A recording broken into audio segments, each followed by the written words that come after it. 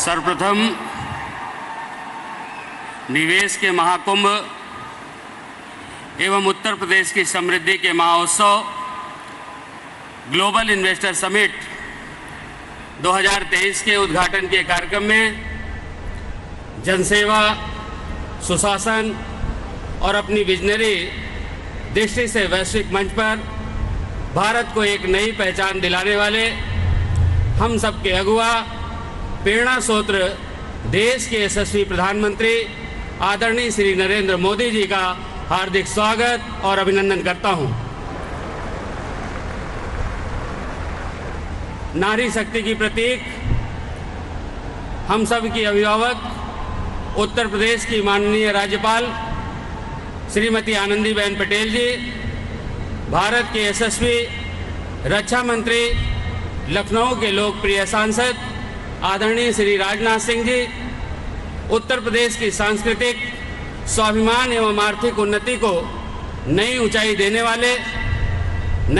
देने के लिए सतत समर्पित 25 करोड़ प्रदेशवासियों के उत्थान के लिए रात दिन काम करने वाले प्रदेश के कर्मयोगी मुख्यमंत्री आदरणीय योगी आदित्यनाथ जी, यहाँ पर उपस्थित माननीय विधानसभा अध्यक्ष श्री सतीश महाना जी, सभापति कुंवर मानवेंद्र बहादुर सिंह जी, संयुक्त अरब अमीरात एवं डेनमार्क के माननीय मंत्रीगण, माननीय उप मुख्यमंत्री द्वय श्री केशव प्रसाद मौर्य जी, श्री ब्रजेश पाठक जी, माननीय राज्य मंत्री जसवंत सिंह सैनी जी, प्रदेश सरकार के हमारे सभी सहयोगी माननीय मंत्रीगण, मुख्य सचिव दुर्गा शंकर मिश्रा जी, IIDC श्री अरविंद कुमार जी, उद्योग जगत की जानी मानी हस्तियों का, देश दुनिया के कोने कोने से आए हुए सम्मानित डेलीगेट्स, सरकार के सभी वरिष्ठ अधिकारियों, मीडिया के साथियों, मैं आप सभी का हार्दिक स्वागत और अभिनंदन करता हूं अपनी ओर से, अपनी सरकार की ओर से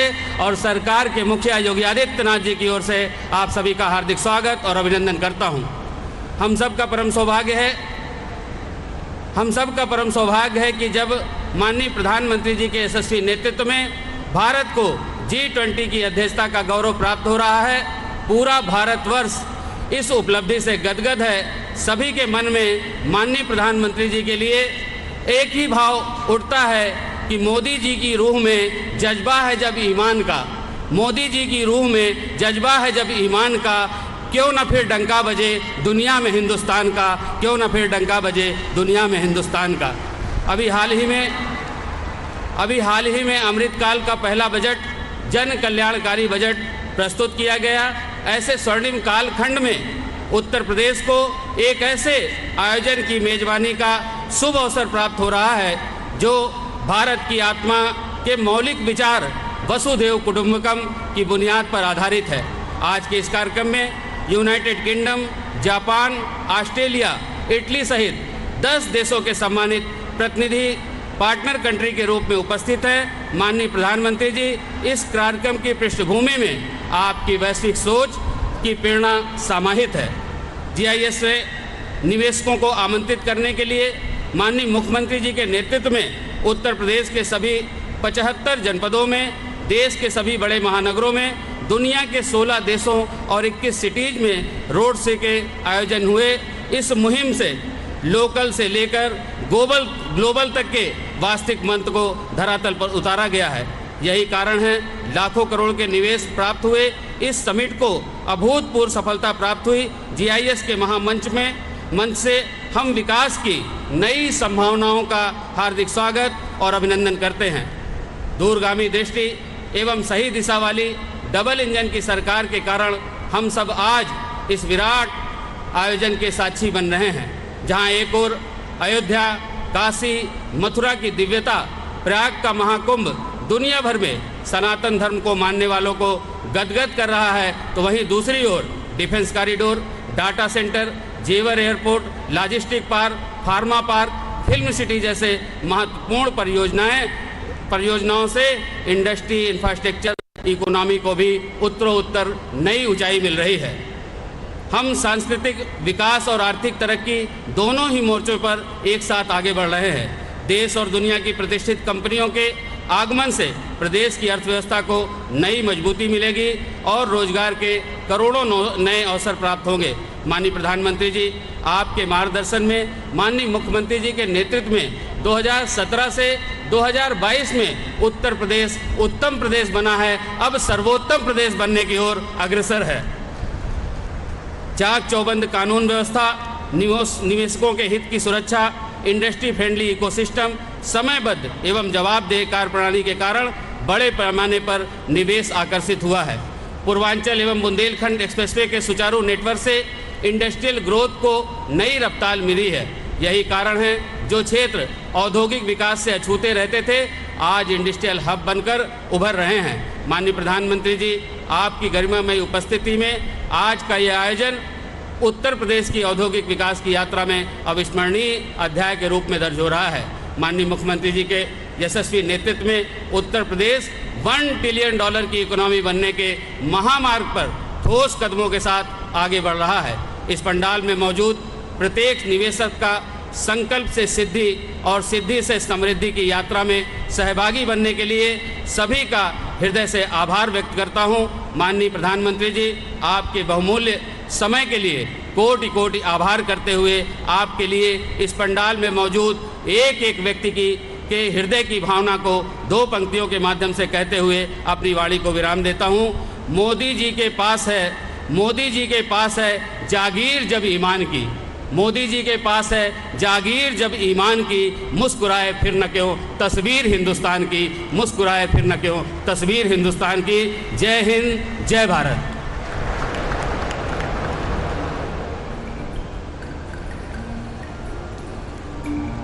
बहुत बहुत धन्यवाद माननीय मंत्री जी। और देवी सज्जनों, 2017 के बाद से विकास की राह पर चलता हुआ ये नए भारत का नया उत्तर प्रदेश है।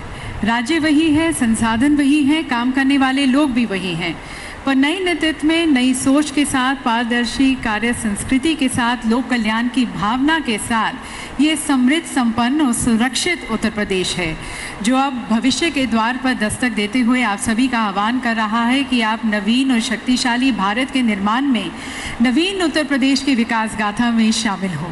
और इसके द्वार आप सभी के लिए खोलते हुए, आप सभी को इसके विकास पथ पर आमंत्रित करते हुए मैं हमारे विकास पुरुष, हमारे माननीय प्रधानमंत्री जी से निवेदन करती हूँ कि आप अपने कर कमलों द्वारा Uttar Pradesh global investor summit 2023 का मंगलमय शुभारंभ करें, रिमोट का बटन दबाकर।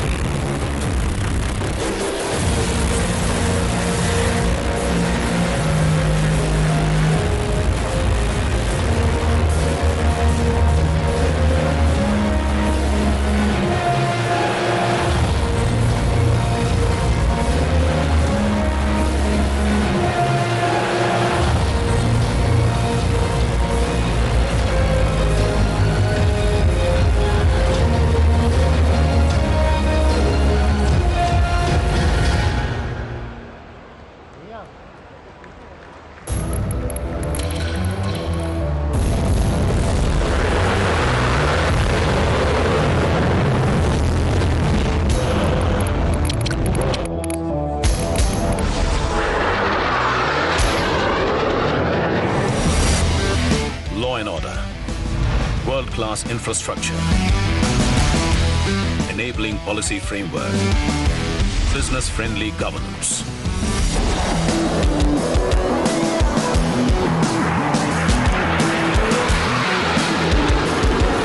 These are the four elements propelling Uttar Pradesh towards a global takeoff, making it New India's growth engine.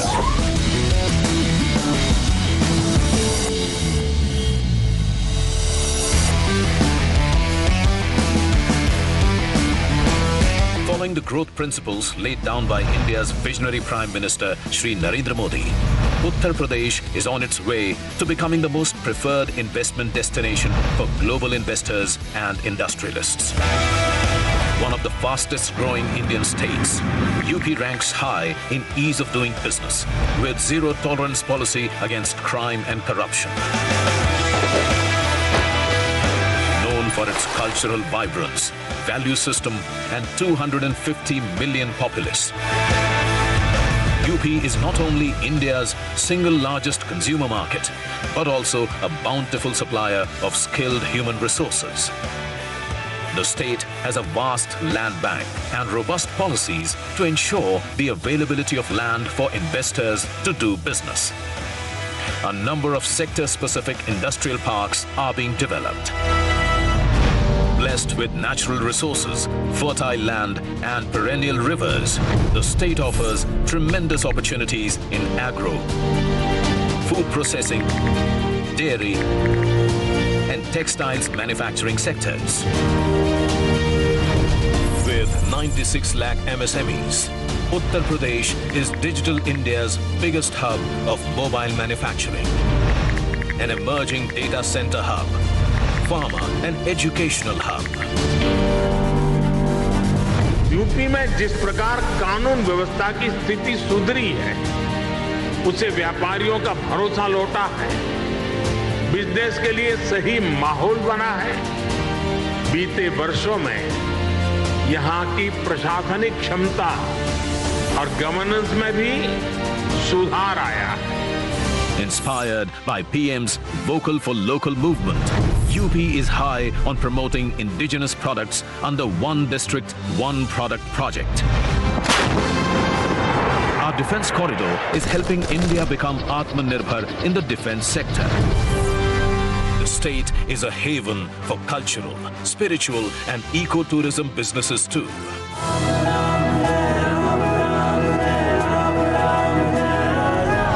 Overcoming the challenge of being landlocked, UP's dedicated freight corridors, inland waterways, expressways and airports provide quick, cost-effective, multimodal logistics solutions for the movement of manufactured goods around the global market. World-class, power-rich infrastructure with 9 operational and 10 upcoming airports, 4-lane interstate highways and the futuristic rapid rail transport system shall make every nook and corner of the state easily accessible for the world, thus opening up entire state for investment, including the Purvanchal and Bundelkhand areas.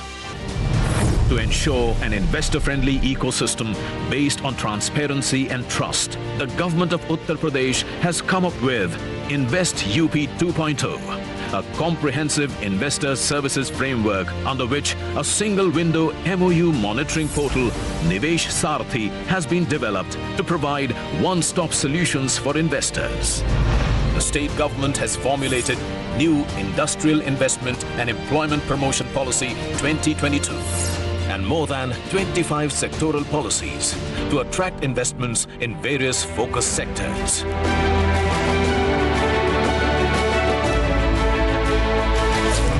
Catapult the state towards becoming a $1 trillion economy, we followed a global to local approach. After thorough consultation with all stakeholders, the newly formed policies were showcased internationally, then nationally, and then to the existing domestic investors within UP, generating immense global investor interest. Today, the Uttar Pradesh Global Investors Summit 2023 brings together policymakers, corporate leaders, business delegations, academia, think tanks, and leaders from across the globe to collectively explore business opportunities and forge global investment ties in Uttar Pradesh. Opportunities shall also spike employment opportunities for the state's young and skilled workforce. As India enters its Amrit Kaal, the golden period of independence, the government of Uttar Pradesh, under the guidance of our Honorable Prime Minister Shri Narendra Modi, ensures you all of the most conducive business environment and a vibrant ecosystem for sustainable growth that shall play a pivotal role in India's journey to become a $5 trillion economy. Come aboard on our global takeoff to become the most favored business destination.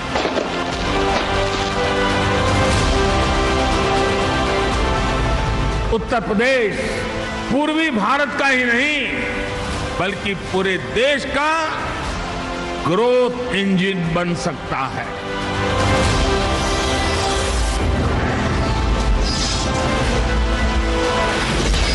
Uttar Pradesh, New India's growth engine. ये नया उत्तर प्रदेश है, विकास की राह पर चलता हुआ। और यहाँ पर माननीय प्रधानमंत्री जी की कविता की कुछ पंक्तियाँ बोलना चाहेंगे जो बहुत सटीक बैठती हैं उत्तर प्रदेश के विकास की तरफ। आसमान में सिर उठाकर घने बादलों को चीरकर रोशनी का संकल्प ले, अभी तो सूरज उगा है। विश्वास की लौ जलाकर विकास का दीपक लेकर सपनों को साकार करने, अभी तो सूरज उगा है। तो अभी तो नए उत्तर प्रदेश का सूरज उगा है और यकीनन आप सभी के साथ प्रयास के साथ और विश्वास के साथ ये और अलौकिक होगा और प्रकाशमय होगा।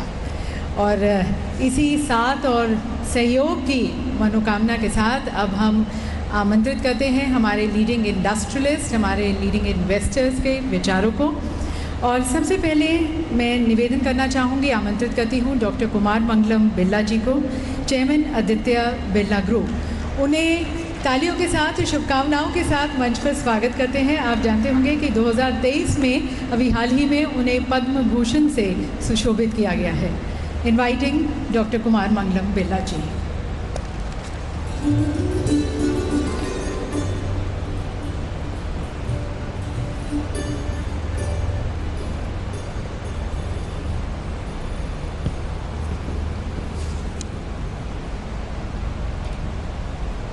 Honorable Prime Minister Shri Narendra Modi ji, Honorable Chief Minister of Uttar Pradesh Shri Yogi Adityanath ji, Honorable Defence Minister Shri Rajnath Singh ji, Honorable Governor of UP Srimati Anandiben, distinguished ministers, government officials, ladies and gentlemen. It gives me great pleasure to be here today joining the Global Investor Summit here amongst both Indian and leading investors from across the globe. We are meeting against the backdrop of a moment of remarkable change and unbridled possibilities in India. As you are all aware, India is now the fastest growing large economy in the world and is poised to become the third largest economy in the world by 2030. As a global business group, we operate in 36 countries, and I can confidently say that India today stands out amongst all of them.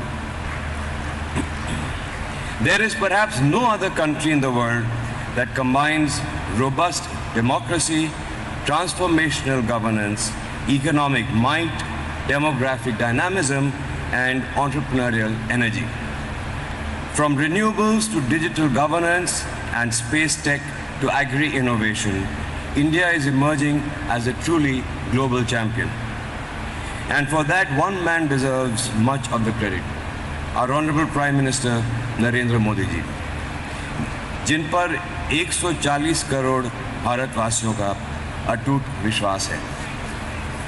Our Prime Minister has energized each one of us, to say the very least, with his vision for our nation's Amrit Kaal, a glorious period of sustained growth and prosperity, one where our actions will be in harmony with the universe.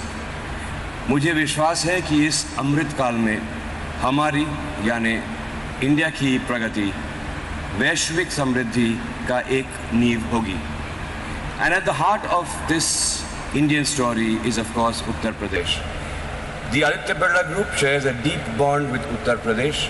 About 500 kilometers from here at Renukut, our metals flagship company Hindalco took roots way back in the 1950s. Since then our operations there have grown multifold, and we have also expanded our presence into many other sectors in the state. For example, cement, chlor-alkali chemicals, fashion retail, financial services and carbon black, to name a few. Today, 7 of our group businesses have a significant presence in Uttar Pradesh, anchored by over 30,000 people across our operations in the state. Our total investment value in UP stands at a staggering 40,000 crores. It is heartening for me to see as an investor Uttar Pradesh undergo a metamorphosis in the last few years under the leadership of Honorable Chief Minister Shri Yogi Adityanath ji and under the guidance of Honorable Prime Minister Shri Narendra Modi ji. इस संदर्भ में कुछ मुझे आदरणीय प्रधानमंत्री जी के एक वक्तव्य का एक अंश याद आता है जो काफ़ी वायरल भी हुआ था. आपने सर कहा था यूपी प्लस योगी बहुत हैं उपयोगी.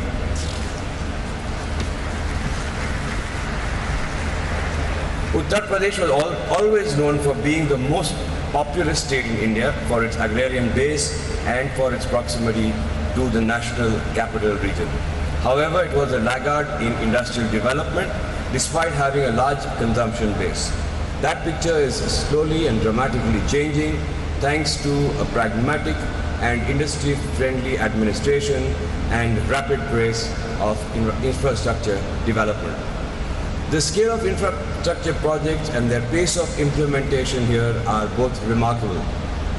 Be it the state-of-the-art highway projects crisscrossing the length and breadth of the state, the metro rail projects or the new airports, the state is upgrading its infrastructure in a transformative way. The government has also made significant strides in terms of ease of doing business.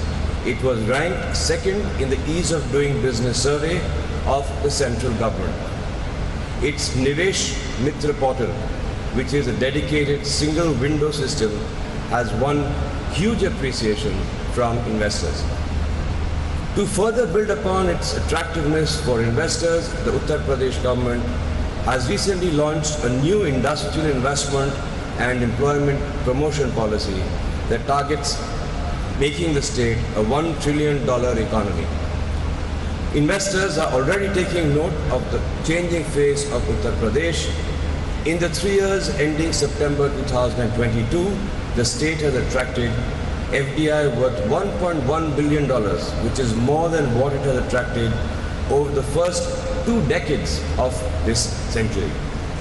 When it comes to building new age infrastructure or providing efficient governance, Uttar Pradesh is creating an example for other states to follow. In the process, it is creating immense opportunities for investors both in India and abroad.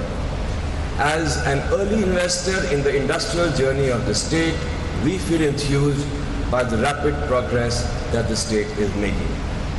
Today, Uttar Pradesh can rightly be considered one of the key states driving India's journey towards a $5 trillion economy.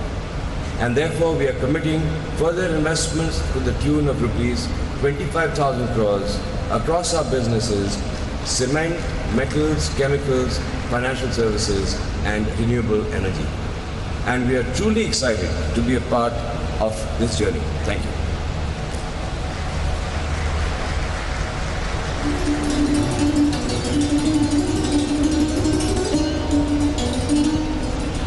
Thank you, sir, for sharing with us the impressive footprints which you have casted here and the further futuristic plans you have. And now, ladies and gentlemen, inviting another iconic business leader, Chairman Reliance Industries, Shri Mukesh Ambani ji, who has in fact been leading various game-changing ventures in the country. Shri Mukesh Ambani, Chairman Reliance Industries.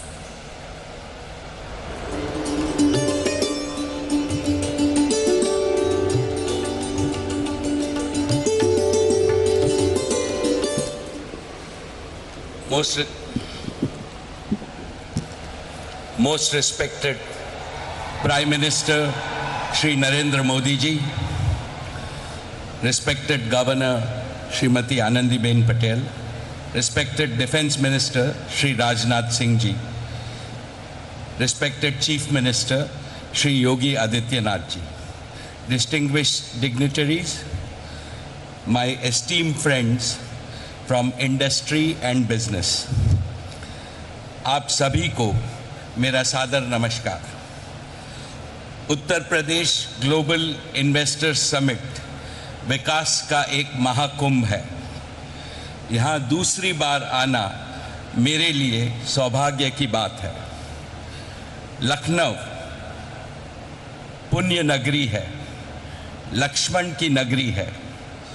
Uttar Pradesh पुण्य भूमि है, प्रभु रामचंद्र जी की भूमि है। गंगा यमुना सरस्वती के संगम की भूमि है। परम आदरणीय प्रधानमंत्री जी, our nation has transformed remarkably since you have become Prime Minister in 2014. Guided by your vision and driven by a laser-sharp focus on execution, a bold new India is taking shape. An India which will fulfill the aspirations of its 1.4 billion citizens. Modi ji, you have aptly said that India has now entered its 1.4 billion citizens. Modi ji, you have aptly said that India has now entered its Amrit Kal. This year's budget has indeed laid the foundation for India's emergence as a developed nation. It stands out for its highest ever resource allocation for building the foundation for country's growth in terms of capital expenditure. This is bound to not only boost economic growth but also achieve greater social welfare. I am confident that India is on a very strong growth path, and there are four main reasons for my conviction. First, Indians are embracing technology at a rate unseen even in the developed world. For example, as we speak, this year, 2023, India is rolling out the fastest 5G network through the length and breadth of our country. Second, India has the world's largest population of youth. Our youth is brimming with entrepreneurial energy and passion. Their innovations and ideas will take the world by storm. Third, thanks to your far-sighted leadership, regional imbalances are fast disappearing. Uttar Pradesh is a shining example of this. The divide between urban India and rural Bharat is also closing. Fourth, and most importantly, you have brought about a fundamental change in the mindset of the nation. There is unprecedented hope and optimism among the people. Nobody in the world can question the fundamentals of Indian economy. They are robust. And now is the time for all our enterprises to step up on the accelerator, because Udyog and Sahyog always must go hand in hand. सम्माननीय श्री योगी जी, जैसे आज पूरी दुनिया के लिए भारत आशा का केंद्र बन गया है, वैसे ही आज नए भारत के लिए उत्तर प्रदेश आशा का केंद्र बन गया है। नोएडा से गोरखपुर तक लोगों में जोश और उत्साह दिख रहा है। लॉ एंड ऑर्डर की बात हो, इंफ्रास्ट्रक्चर की बात हो, ईज ऑफ डूइंग की बात हो, उत्तर प्रदेश भारत का उत्तम प्रदेश बनकर उभर रहा है। UP is also blessed with a highly motivated and result-oriented administration. Therefore, all of us representing India's business community at this summit would like to assure you that we have come to partner with you in your Vision 2030. Together, we can and we will transform India's most populous state into one of India's most prosperous states, achieving your vision of $1 trillion economy in the next 5 years. Allow me to spell out Reliance's commitments towards Uttar Pradesh. First, Jio will complete its rollout of 5G to cover every town and village in this state by December of 2023, that is in 10 months from today. Jio platforms will help modernize all areas of business and industry, agriculture, social sector, and governance. We plan to pilot our 2 new innovative initiatives, Jio School and Jio AI Doctor, to bring top-class education and healthcare most affordably to villages and small towns across the state of Uttar Pradesh. Second, Reliance Retail will revolutionize hundreds of thousands of kiranas and small stores across UP, enabling them to grow more and earn more. More importantly, we will increase manifold our sourcing of a wide range of agriculture and non-agro products from the state. It will benefit our hard-working kisans, local artisans, craftsmen, MSMEs, as well as the supply chain ecosystem in UP. Third, in new energy, we will set up 10 gigawatts of renewable energy capacity, the largest in UP. We will also start an ambitious new bioenergy business. Reliance के bioenergy उद्योग से UP के किसानों को बहुत बड़ा लाभ होगा। हमारे किसान अन्नदाता तो है ही, अब ऊर्जादाता भी बनेंगे। इसके अलावा सॉलिड वेस्ट मैनेजमेंट में सुधार होगा और पर्यावरण शुद्ध होगा। Fourth, our philanthropic arm, Reliance Foundation, is contributing to the success of Pradhan Mantri Ji's Namami Gange mission. It will continue to engage with partners and government in its mission to transform lives and livelihoods in the state. In a nutshell, Reliance will continue to work for UP, Ji Jaan se, and we always back our words with action. When I last visited the summit in 2018, Reliance was just beginning its journey in Uttar Pradesh, and I had committed to Yogi Ji that Reliance would be a reliable partner to Uttar Pradesh. True to our word, from that date till now, we have invested 50,000 crores in Uttar Pradesh. Our businesses have not only been growth multipliers as they enable several sectors of the economy to grow, but also employment multipliers.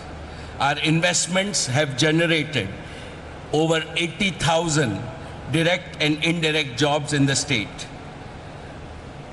Today, I am happy to announce that we plan to invest an additional 75,000 crores in UP over the next 4 years across Jio, retail, and renewable businesses.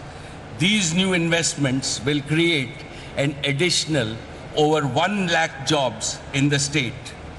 Uttar Pradesh का स्वर्णिम युग शुरू हुआ है। सभी UP वासियों को मेरी हार्दिक शुभकामनाएं। I wish this summit and the state all the success. बहुत बहुत धन्यवाद. Thank you.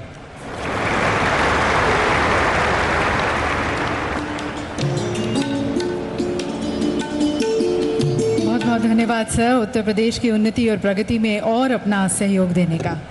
और अब देवीय सज्जनों आमंत्रित करते हैं हमारे अगले आइकॉनिक बिजनेस लीडर को, जिन्हें लोग पॉपुलरली मैराथन मैन के नाम से भी जानते हैं और जिन्हें वर्ष 2022 में पद्म भूषण से सुशोभित किया गया था और जो देश के सबसे बड़े और सबसे पुराने बिजनेस हाउस को लीड कर रहे हैं, chairman Tata Sons Shri N Chandrasekaran ji.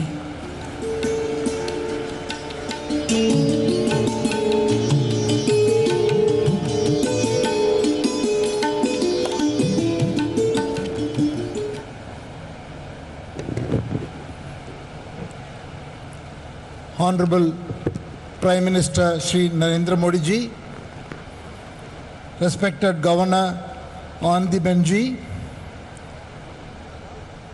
respected Chief Minister of Uttar Pradesh Yogi Adityanath ji, respected Defence Minister of India Rajnath Singh ji, ministers from the government of Uttar Pradesh, officers of the government, fellow businessmen, all delegates, friends from media. It is a great privilege and honor to be here at the Global Investor Summit 2023 of Uttar Pradesh and share a few thoughts. India, under the strong visionary leadership of our Honorable Prime Minister Narendra Modi ji, has achieved a position where we are going to see India being the fastest growing economy, not only in the current year, I'm pretty sure in the coming years of the decade. It is not only about economic growth. What the Honorable Prime Minister has enabled is a 360-degree development. That is because there is a confidence and aspiration in every Indian, in every nook and corner of the country. So we are seeing economic development, development in quality of life, development in sports, arts, and across the board, you see it exhibiting itself in terms of the aspiration and want to achieve more everywhere. From an economy point of view, India's dream of becoming a $5 trillion economy, 10 trillion, and again 25 trillion when we become 100 years after independence is very much achievable, and we are well on our path. And we have started the Amrit Kaal with the first budget, which I would say lays a very strong foundation, because we are seeing a tremendous investment towards infrastructure development and also policies that will promote huge consumption. I feel we are in a situation where we are going to see growth led by infrastructure as well as consumption. We are going to see rural growth as well as urban growth, domestic growth as well as exports growth. It is a very unique situation because this has not happened. Usually one thing or the other will pull us down. I think we are in a unique situation. The world is going through three fundamental transitions: digital artificial intelligence transition, energy transition, and transition towards building a global value chain to meet the supply chain demands of the world. I would say India is very uniquely positioned to not only participate but lead in all the three dimensions. I will take a minute. On the AI and digital transition, we are very uniquely placed because of three reasons. One, India has adopted digital in a very unique way to solve problems at scale, both in public services delivery as well as in the private sector. Second, we have a most successful IT industry which has enormous capability. And third, we have a talent pool which is very unparalleled. So we are very uniquely positioned towards this transition, not only for India but for the world. Second, in energy transition, we will be the only nation which will be adding significant capacity of energy,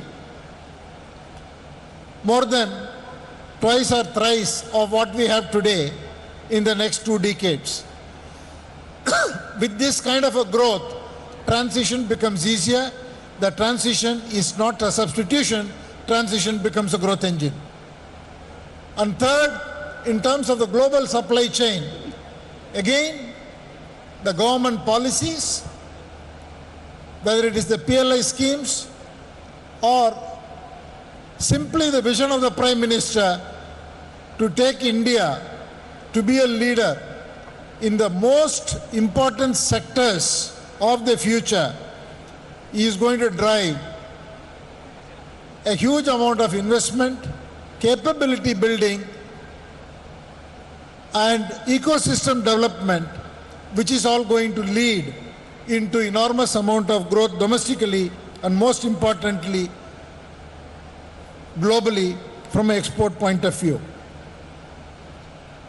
Coming specifically to Uttar Pradesh is already the third largest state in the country, and from the current 225-230 billion, it is absolutely well placed to capitalize on the trends and become a $1 trillion economy when India will be a 5 trillion and again become a $2 trillion economy by the time India reaches 10 trillion. There are 3 or 4 sectors which are very suitably placed. One is agriculture. Already UP has a very strong presence. It is the largest producer of oilseeds. It's among the top 3 in terms of wheat, sugarcane, fruits, vegetables and pulses. And it is so uniquely advantageous that 87% of the sown area is fully irrigated, which is significantly higher than the national average of 50%. By applying the technology of the modern industrial era, UP can dramatically increase productivity in its agricultural sector. The manufacturing sector presents another opportunity because UP is much below the national average or below the other states. UP only gets 12% contribution from this sector. With the tremendous focus on infrastructure development and the value chain opportunity that is presented globally, UP has a fantastic opportunity to increase its share from manufacturing by focusing on advanced manufacturing, precision electronics, semiconductors, assembly and testing, defense and aerospace, pharmaceuticals. All of this are going to happen in this coming decade, and UP, with its vast land and progressive policies and infrastructure can capitalize. Third area is tourism. Already UP is the largest in terms of attracting foreign visitors. Close to 5 million tourists from abroad visit UP. UP is most uniquely positioned because of its history, because of the UNESCO heritage sites, 24 wildlife sanctuaries, and Varanasi, the Jyotirling, and a number of religious places which are of huge significance both for domestic tourists and for international tourists. The tourism opportunity in UP is unparalleled to any other place. So these three growth engines can significantly contribute to Uttar Pradesh's dream of becoming a $1 trillion economy, and in the process can address a lot of jobs and address quality of life, as well as bring down the inequality that exists between the different 75 states and bring a range which is much closer, where the per capita income and quality of life can lift all people in the state of Uttar Pradesh. A few words on Tata Group. Tata Group has a long history of presence in the state, from our steel company to automotive company, and a large presence of TCS, and all our retail companies, financial services companies, Tata Advanced Systems, Tata Power. 18 companies of the state of the Tata Group are deeply present. And today, more than 50,000 people work in the state of Uttar Pradesh. We are on a huge expansion across all our companies in the state. Our hotel business sees tremendous opportunities in the state because of the tourism that's going to come, both religious tourism as well as wildlife and other aspects that will attract tourists. Air India has a detailed plan to connect every part of UP to the rest of India and potentially to the important destinations of the world. And we are already having huge investments in Noida, both from a TCS point of view and also from Air India point of view. And I'm happy to say that we are going to build an integrated multimodal air cargo through Air India sets with our partner Zurich Airport in the new Jawahar Airport. So the group is very committed and sees a tremendous opportunity, and I want to express our gratitude to the phenomenal leadership that is being provided by the Honorable Chief Minister under the vision of our Prime Minister for clean governance, huge infrastructure development, as well as an atmosphere which is so much business friendly. I wish the summit a grand success, and thank you for giving me this opportunity.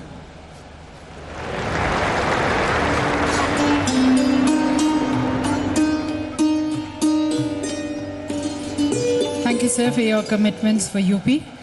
और देवी सज्जनों, हिंदुस्तान का और Asia का सबसे बड़ा airport उत्तर प्रदेश में जेवर में बनने जा रहा है, और इससे उत्तर भारत का ये प्रवेश द्वार साबित होगा और साथ साथ ये उत्तर प्रदेश को ग्रोथ सेंटर के रूप में स्थापित करेगा। इसका निर्माण किया जा रहा है ज़ूरिक एयरपोर्ट एशिया के द्वारा भारत सरकार और उत्तर प्रदेश सरकार के सहयोग से। हमारे साथ श्री डैनियल बर्चर हैं, CEO ज़ूरिक एयरपोर्ट एशिया। उन्हें मैं आमंत्रित करती हूँ। I request and invite Shri Daniel Bircher, the CEO of Zurich Airport Asia, to kindly address this august gathering.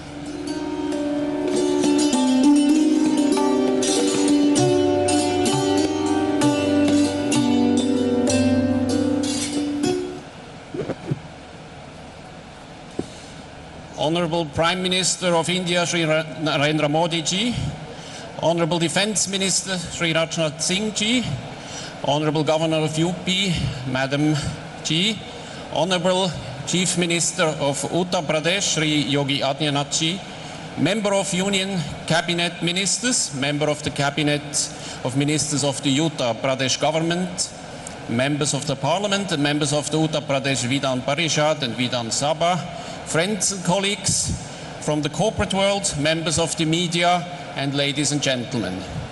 It is indeed a great honor to be here and addressing this august gathering today. Zurich Airport has been a long-standing partner with India. Having developed and built Bengaluru Airport almost 2 decades ago, we have assessed many other projects along the way, and today we are well on course to deliver a new gateway for Uttar Pradesh, the Noida International Airport. Alongside India, Zurich Airport will celebrate its 75th anniversary this year. And we are putting together all our years of experience and our global expertise spanning across 3 continents into making the Noida International Airport an aviation landmark of which the state of UP and the nation can be proud. I would like to congratulate the Honorable Prime Minister and the Honorable Chief Minister for the world-class infrastructure that they have developed for the state of Uttar Pradesh. No state has perhaps done as much as UP in recent years to encourage investment in the state. The fact that the who is who of the Indian entrepreneurs and global investors are present here today is a testament to this. Our own experience in the state of Uttar Pradesh has been nothing short of excellent. We are one of the largest foreign investors in the state today, and it's not just our investment. Noida International Airport is accelerating investments from world-class partners, be it for the development of a fuel farm, for a multimodal cargo hub together with the Tata Group, an airport hotel, catering facilities, and this is just the beginning. Noida International Airport will be a lighthouse project that will pave the way for greater investments in the state. An airport is not just a place where one catches flights. As we have seen across the world, airports are catalysts for economic growth and job creation in the surrounding areas. This project will therefore also support Western UP's development into a hub for manufacturing and commerce and create thousands of employment opportunities. One of the goals declared by the Honorable Prime Minister at the unveiling of the national logistics policy is to bring down the cost of logistics from the present 13 to 14% to single digits. The upcoming multimodal cargo hub at Noida Airport will be a big contributor in bringing down logistic costs for the region. Alongside that, it will help to stimulate growth in trade and manufacturing in the state of Uttar Pradesh. The Honorable Chief Minister, Shri Yogi Adityanath ji, has been the driving force behind the development of Noida International Airport. Not only did he and his government ensure smooth land acquisition and pave the way for speedy clearances, but he and his administration had the wisdom and foresight to plan for tomorrow. When it opens next year, Noida International Airport will have direct access to the Yamuna Expressway. There will be separate and independent road access to the airport's east, allowing for the smooth and unrestricted transport of freight. And the airport terminal will in turn have their own metro and high-speed rail stations, providing a smooth experience for passengers. Looking beyond that, the government of UP has begun to acquire land to the north and to the south of the current airport site, providing for future airport growth and development in the decades to come.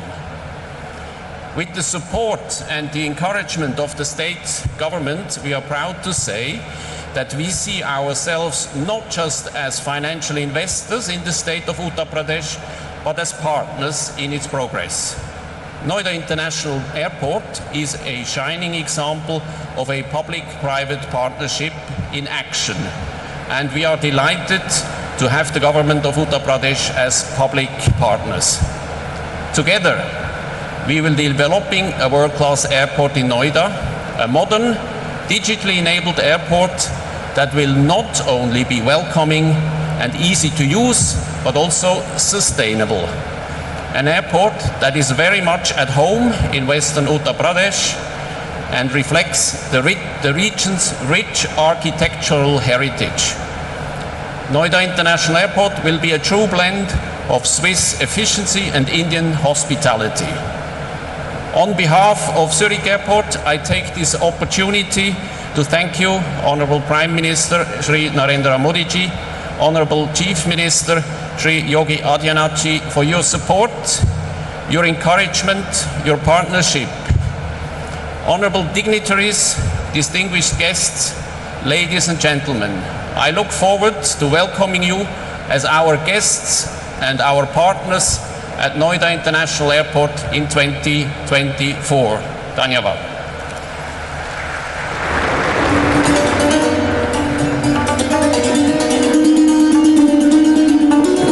Thank you, sir, for your expression of faith and confidence in UP, and thank you for your support.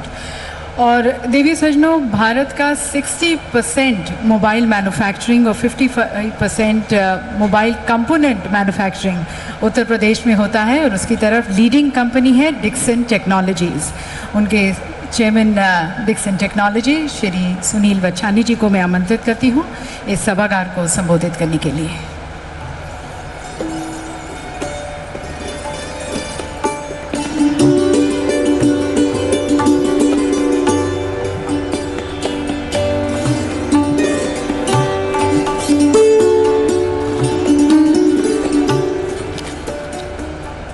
Honorable Prime Minister Shri Narendra Modi ji, Honorable Defence Minister Shri Rajnath Singh ji, Honorable Chief Minister Shri Yogi Adityanath ji, Honorable Governor Ms. Patel, Ministers from Denmark and UAE and other ministers from UP.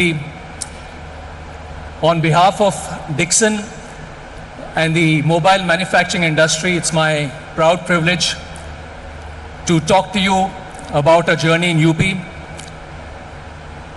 This journey started with just a single factory for manufacturing televisions. And in a very short period of time, I'm very happy to say that now Dixon has almost 8 state-of-the-art factories in UP, employing more than 10,000 people and manufacturing a wide range of products, which includes televisions, mobile phones, LED lighting, and many other products. I think it's not only for Dixon that UP has become the #1 state. You just heard that almost 65% of the mobiles sold in the country are manufactured in UP. Almost 40% of LED lighting products which are sold in the country are manufactured in UP. And this is the story for many, many other electronics and consumer electronic products. And I must say that this would not have been possible for the very proactive and dynamic policies of the UP government under the leadership of our Chief Minister. We at Dixon are very happy to announce on the Investor Summit that we are opening 3 more centers of excellence for manufacturing in the state. The first for manufacturing consumer and telecom products, which will not only be made in India, but they'll be designed in India for the world. A factory for manufacturing smart watches, wearables and hearables, again designed in the state and manufactured in the state for the world.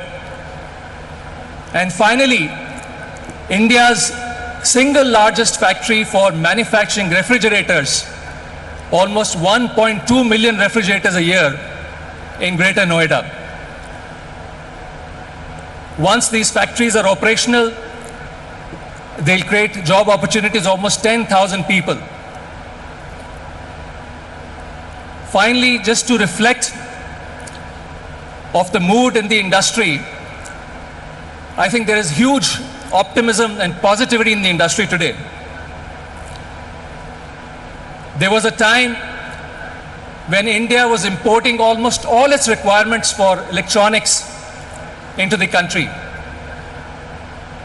And you'll be very happy to know it's a proud moment that out of the total requirement of $120 billion of consumption of electronic items, it's probably for the first time that 80 billion will be manufactured in the country. Let's look at the story of mobile phone manufacturing. There was a time we were importing almost 90% of our requirement that was consumed in the country. Today, we are not only manufacturing the entire requirement, but we're looking at exporting almost $100 billion worth of mobile phones. There was a time there were no Indian champions in the electronic manufacturing space. Today, Indian companies are manufacturing and exporting to all over the world. I must say that this would not have been possible without the clarion call made by our Honorable Prime Minister when he said, let's make in India. Let's make India the next hub for manufacturing of electronic products. Honorable Prime Minister, I would like to assure you that we in the industry will not rest until we make India the next hub for manufacturing of these products. Finally, I'd like to end with a couplet which I think reflects the mood in the nation and the industry. And it says, अभी जिंदगी की असली उड़ान बाकी है, अभी जिंदगी में कई इम्तिहान बाकी हैं, अभी तो नापी है जमीन हमने, अभी पूरा आसमान बाकी है. Thank you so much.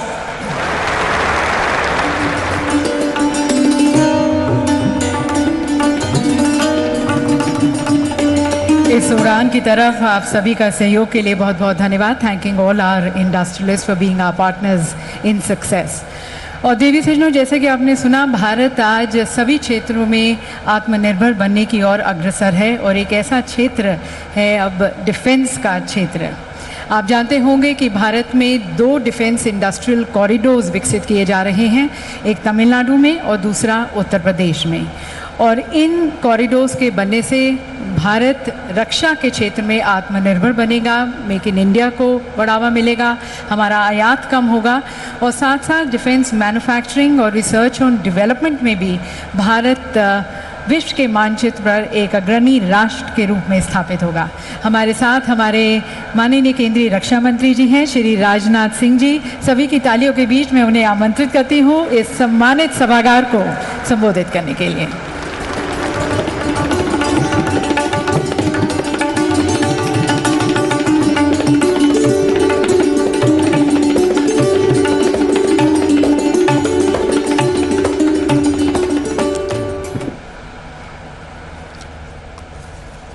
अंतर्राष्ट्रीय जगत में भारत की प्रतिष्ठा बढ़ाने वाले हमारे भारत के यशस्वी प्रधानमंत्री आदरणीय नरेंद्र मोदी जी, उत्तर प्रदेश की राज्यपाल श्रीमती आनंदीबेन जी पटेल, उत्तर प्रदेश के कर्मठ मुख्यमंत्री श्रीमान योगी आदित्यनाथ जी, हमारे deputy chief minister Shri Keshav Prasad ji Maurya, Shri Brajesh ji Pathak, UAE और डेनमार्क के ऑनरेबल मिनिस्टर्स श्री मुकेश अंबानी जी, श्री कुमार मंगलम जी, श्री चंद्रशेखरन जी और बिजनेस कम्युनिटी के बहुत सारे यहाँ मौजूद स्टॉलवर्ड्स और बिजनेस जगत के अन्य प्रतिनिधिगण, यहाँ उपस्थित सम्मानित देवियों व सज्जनों एवं मेरे मीडिया के मित्रों, यह हम सभी के लिए बेहद हर्ष की बात है कि नए भारत के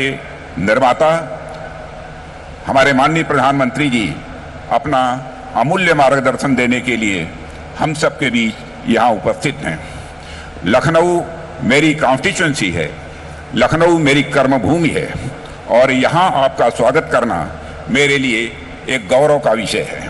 प्रधानमंत्री जी, नज़ाकत, नफासत, अदब और तहजीब के शहर लखनऊ में मैं आपका तहे दिल हार्दिक स्वागत करता हूँ, अभिनंदन करता हूँ। लखनऊ पूर्व प्रधानमंत्री श्रद्धेय अटल बिहारी वाजपेयी जी की यह कर्मभूमि रही है।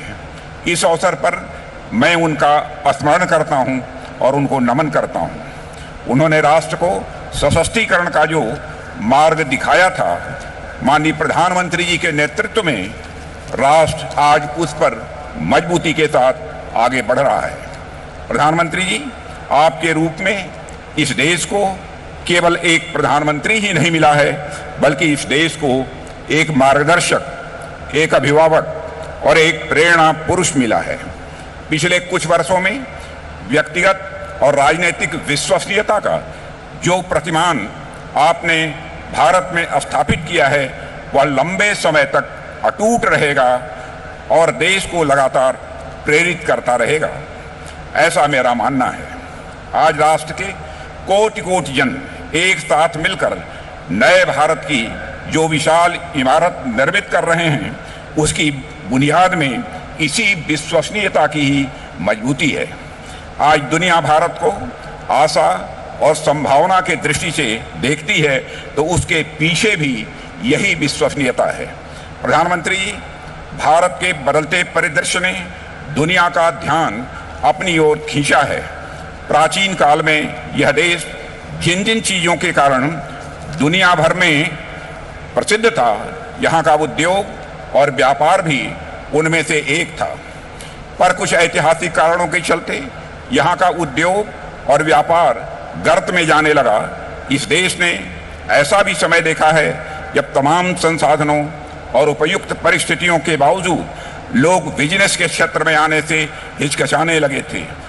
यानी स्यूडो सेकुलरिज्म, छद्म समाजवाद के नाम पर इंडस्ट्रियलिस्ट को न केवल आगे बढ़ने से रोका गया, बल्कि स्थापित उद्योगों को भी बड़ा नुकसान पहुंचाया गया। समाज में ऐसा हीन दृष्टिकोण बन गया था जो औद्योगिक एवं व्यापारिक गतिविधियों को ऐसे देखता था मानो वे सभ्य समाज से अलग कोई गतिविधि हो। पर पिछले कुछ वर्षों में चाहे वह राष्ट्र में नए नए आर्थिक सुधार हों, बिजनेस कम्युनिटी को प्रेरित और उत्साहित करना हो, यह दिखाते हैं कि बिजनेस कम्युनिटी के प्रति सरकार ने एक नई अप्रोच रखी है। पुराने और अप्रभावी नियम कानून जो इंडस्ट्री के लिए रेड टेप बन चुके थे, वर्तमान नेतृत्व में रेड कारपेट में वह बदल चुके हैं।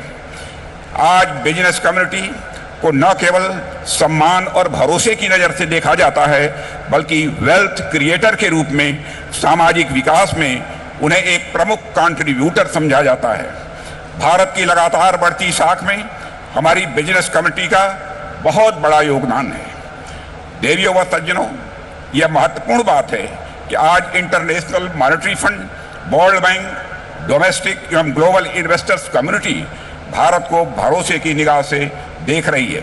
पर इससे भी महत्वपूर्ण बात यह है कि आज देश के नागरिकों में देश के नेतृत्व पर, देश की संभावनाओं और क्षमता पर एक नया भरोसा पैदा हुआ है। मोदी जी के मुख्यमंत्रित्व काल में गुजरात ने जो ऊंची विकास की दर हासिल की थी, वह पूरी दुनिया में चर्चा के साथ साथ रिसर्च का विषय बन गया था। अब जब मां गंगा के आदेश पर आपने उत्तर प्रदेश का हाथ थामा है, तो कोई कारण नहीं कि यह उत्तर प्रदेश भी विकास और समृद्धि की वही रफ्तार न पकड़े जो किसी समय गुजरात ने पकड़ी थी। पिछले कुछ समय में उत्तर प्रदेश इन्वेस्टर्स के लिए एक अत्यंत भरोसेमंद डेस्टिनेशन के रूप में यह उत्तर प्रदेश उभरा है। प्रदेश के बहुत ही लगनशील और कर्मठ मुख्यमंत्री श्री योगी आदित्यनाथ के नेतृत्व में यूपी ने अपने नाम यानी अप को लगातार सार्थक किया है। अब यूपी मतलब हेल्थ हब, यूपी मतलब एजुकेशन अप, यूपी मतलब स्किल अप, यूपी मतलब इंफ्रास्ट्रक्चर अप, यूपी मतलब इन्वेस्टमेंट अप, और यूपी मतलब इन्वेस्टमेंट का रिटर्न अप यह हो गया है। कुछ साल पहले स्थिति यह हो गई थी कि यूपी में इन्वेस्ट वेस्ट समझा जाने लगा था, पर आज यूपी में इन्वेस्ट बेस्ट समझा जाने लगा है। प्रधानमंत्री जी, आज दुनिया के बड़े बड़े आर्थिक विशेषज्ञों और इन्वेस्टमेंट फर्म्स का यह मानना है कि 21वीं शताब्दी आपके नेतृत्व और दिशा निर्देश में भारत की सदी बनने जा रही है। आज भारत विश्व में इन्वेस्टमेंट का मोस्ट अट्रैक्टिव डेस्टिनेशन बन चुका है। मेरा यह विश्वास है कि दुनिया की विकास की धुरी भारत की अर्थव्यवस्था बनेगी और उसमें उत्तर प्रदेश एक प्रभावी ग्रोथ इंजन की भूमिका निभाएगा। यूपी राइजिंग यानी अप राइजिंग और इंडिया राइजिंग एक ही सिक्के के दो पहलू हैं। देवियों व सज्जनों, आज की समिट में आप लोगों का पार्टिसिपेशन और पिछले कुछ समय में यूपी में हुआ अच्छा खासा इन्वेस्टमेंट इसका एक बहुत बड़ा प्रमाण है। नेतृत्व बदल जाने से कैसे पूरा परिदृश्य बदल जाता है, उत्तर प्रदेश समेत पूरा देश इसका जीता जागता उदाहरण है। पिछले 7-8 वर्षों में ऐसा नहीं है कि संसाधन बहुत बदल गए हों, ऐसा नहीं है कि लोग दूसरे आ गए हों। बावजूद इसके हमारा देश अगर इतना बदला है तो इसलिए क्योंकि नेतृत्व बदला है। आने वाले समय में उत्तर प्रदेश समेत पूरा राष्ट्र विकास का शिखर चूमेगा। राष्ट्र अपनी आभा से संपूर्ण विश्व को आलोकित करेगा, ऐसा मेरा विश्वास है। और इसका रास्ता इस तरह के इन्वेस्टर समिट से ही होकर गुजरता है।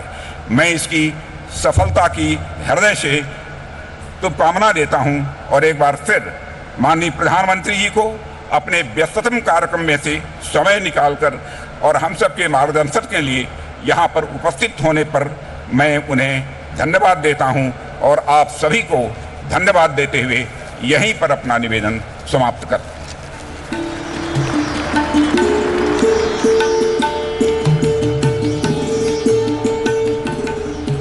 बहुत बहुत धन्यवाद माननीय मंत्री जी आपके प्रोत्साहन भरे संदेश के लिए। और देवी सज्जनों, अब आमंत्रित करते हैं इस नए उत्तर प्रदेश के प्रमुख शिल्पकार जो निरंतर उत्तर प्रदेश को तराश रहे हैं, निखार रहे हैं अपने अथक प्रयासों से, और जिनका सपना उत्तर प्रदेश को उत्तम प्रदेश से सर्वोत्तम प्रदेश बनाने का है और $1 ट्रिलियन इकोनॉमी बनाने का है। आप सभी की तालियों के बीच मैं आमंत्रित करती हूँ हमारे यशस्वी तपस्वी मुख्यमंत्री श्री योगी आदित्यनाथ जी को।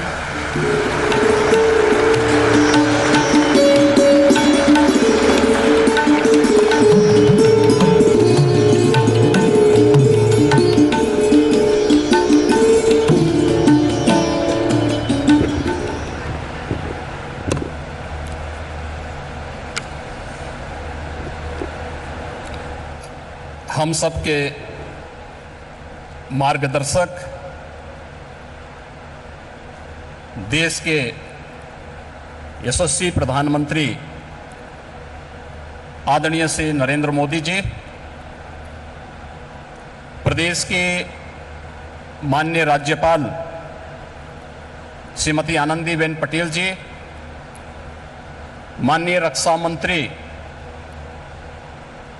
श्री राजनाथ सिंह जी, सभी केंद्रीय मंत्रीगण, डेनमार्क तथा यूएई के माननीय मंत्रीगण, प्रदेश सरकार में मेरे वरिष्ठ सहयोगी उप मुख्यमंत्री द्वय श्री केशव प्रसाद मौर्य जी, श्री ब्रजेश पाठक जी, मंत्रिमंडल के मेरे सभी सहयोगीगण, सभी यहाँ पर उपस्थित माननीय एम्बेसडर्स, उच्चायुक्तगण, देश और दुनिया के उद्योग जगत के सभी corporate leaders, policy makers, business delegations और उपस्थित सभी उपस्थित निवेशक बंधुओं, मैं आप सबका असीम संभावना वाले इस प्रदेश में उत्तर प्रदेश की 25 करोड़ जनता की ओर से आदरणीय प्रधानमंत्री जी का Uttar Pradesh global investor summit के आज के इस आयोजन में हृदय से स्वागत करता हूं, अभिनंदन करता हूं। हम सब जानते हैं उत्तर प्रदेश ने विगत 6 वर्ष के अंदर जो कुछ भी उपलब्धि हासिल करने की दिशा में प्रयास प्रारंभ किया है, आदरणीय प्रधानमंत्री जी के रिफॉर्म, परफॉर्म और ट्रांसफॉर्म के मूल मंत्र को अंगीकार करते हुए उनके नेतृत्व और मार्गदर्शन में ही उसे हासिल किया है। आज जब देश अपनी आजादी के अमृत काल के प्रथम वर्ष में प्रवेश किया है, इन स्थितियों में उत्तर प्रदेश को अपना दूसरा इन्वेस्टर समिट और ग्लोबल इन्वेस्टर समिट के माध्यम से वैश्विक निवेशक समुदाय को policy makers, corporate leadership, business delegations, शिक्षाविदों, पॉलिटिकल एंड गवर्नमेंट लीडरशिप को एक कॉमन प्लेटफॉर्म बनाने का यह मंच उन उपलब्धियों को आदरणीय प्रधानमंत्री जी के विजन के अनुरूप उत्तर प्रदेश की अर्थव्यवस्था को $1 ट्रिलियन की इकोनॉमी बनाने की दिशा में प्रयास का एक अभिन्न हिस्सा है। मुझे बताते हुए प्रसन्नता है कि इस ग्लोबल इन्वेस्टर समिट में नीदरलैंड, डेनमार्क, सिंगापुर, जापान, दक्षिण कोरिया, ऑस्ट्रेलिया, इटली, संयुक्त अरब अमीरात, यूनाइटेड किंगडम और मॉरिशस हमारे पार्टनर कंट्री के रूप में अपना योगदान दे रहे हैं, ताकि दुनिया के तमाम अन्य देशों के प्रतिनिधि इस आयोजन में शामिल होकर के इसे सफल बना करके वास्तव में एक निवेश के महाकुंभ के रूप में इसे एक नया स्वरूप प्रदान किए हैं। आदरणीय प्रधानमंत्री जी, ग्लोबल इन्वेस्टर समिट के लिए आपके मार्गदर्शन के उपरांत उत्तर प्रदेश के हमारे मंत्रिमंडल के समूह ने दुनिया के 16 देशों की 21 शहरों में रोड शो के आयोजन किए थे। उन सभी देशों में भारतीय मिशन से जुड़े हुए हमारे माननीय राजदूतों ने उन्हें भरपूर सहयोग देकर के आपके विजन के अनुरूप उत्तर प्रदेश में ट्रेड, टूरिज्म एंड टेक्नोलॉजी के उस अभियान को आगे बढ़ाने के लिए अपना बहुत महत्वपूर्ण योगदान दिया।